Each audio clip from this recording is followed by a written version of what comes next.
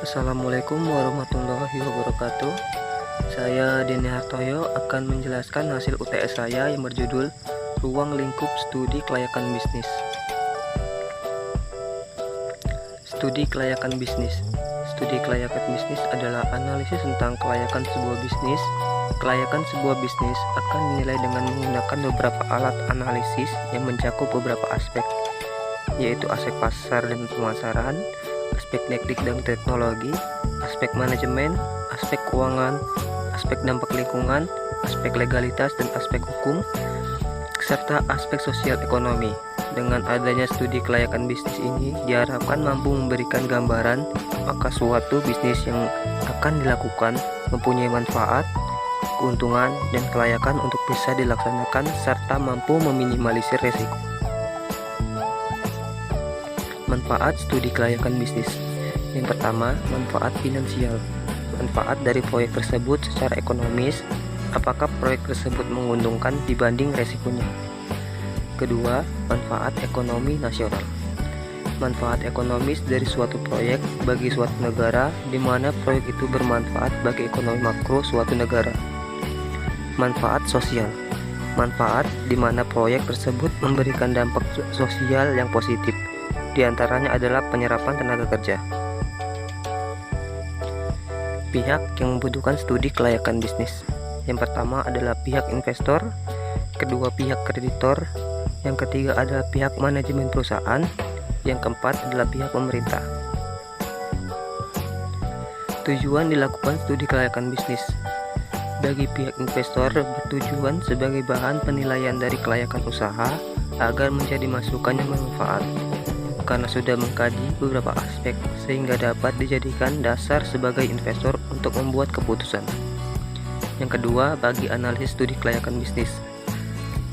Bertujuan dapat digunakan sebagai bahan penunjang kelancaran tugas-tugasnya dalam penilaian suatu usaha, baik usaha baru ataupun usaha yang sudah ada. Yang ketiga, bagi masyarakat. Bertujuan merupakan suatu peluang untuk meningkatkan kesejahteraan serta perekonomiannya yang merupakan hasil dari studi kelayakan bisnis. Bagi pemerintah, hasil dari studi kelayakan bisnis bertujuan untuk mengembangkan sumber daya manusia berupa penyerapan tenaga kerja.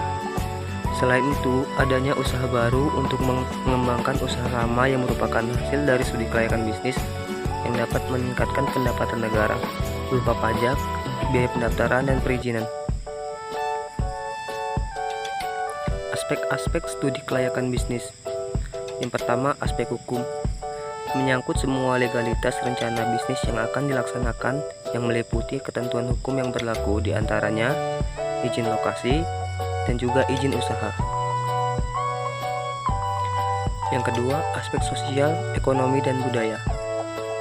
Menyangkut dampak yang diberikan kepada masyarakat sekitar karena adanya kegiatan suatu usaha tersebut, di antaranya segi politik, segi budaya, segi sosial, segi ekonomi, dan segi lingkungan hidup.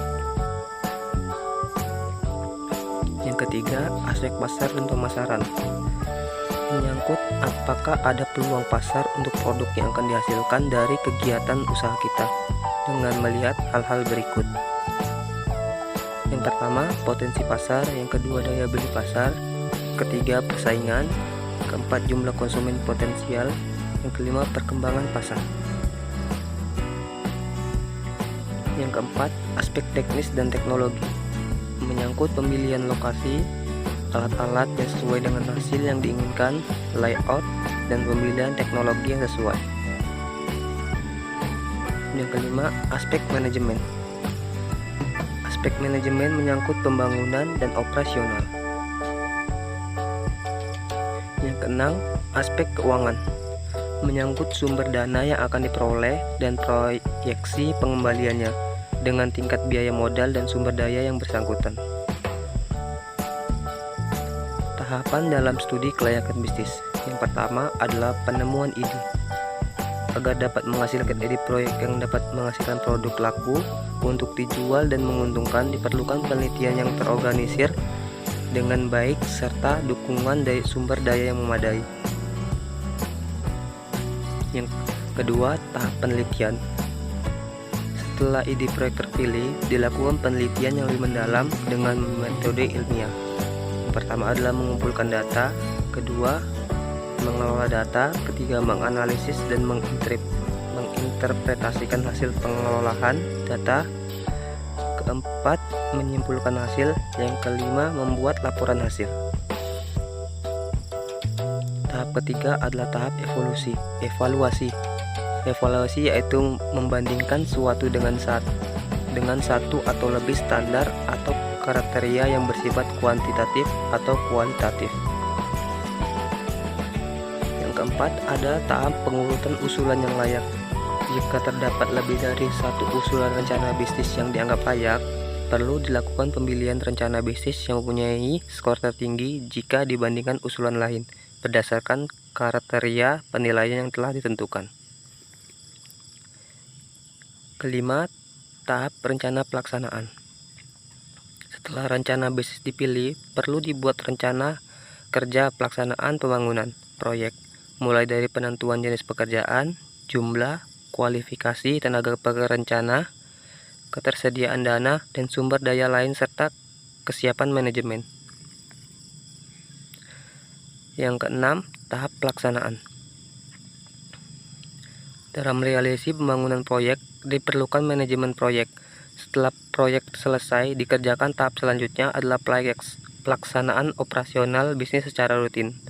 Agar selalu bekerja secara efektif dan efisien dalam rangka meningkatkan laba perusahaan, dalam operasional perlu kajian-kajian untuk mengevaluasi bisnis dari fungsi keuangan, pemasaran, produksi, dan operasi. Terima kasih. Berikut adalah hasil dari UTS saya. Saya ucapkan terima kasih. Kurang dan lebihnya saya mohon maaf. Assalamualaikum warahmatullahi wabarakatuh.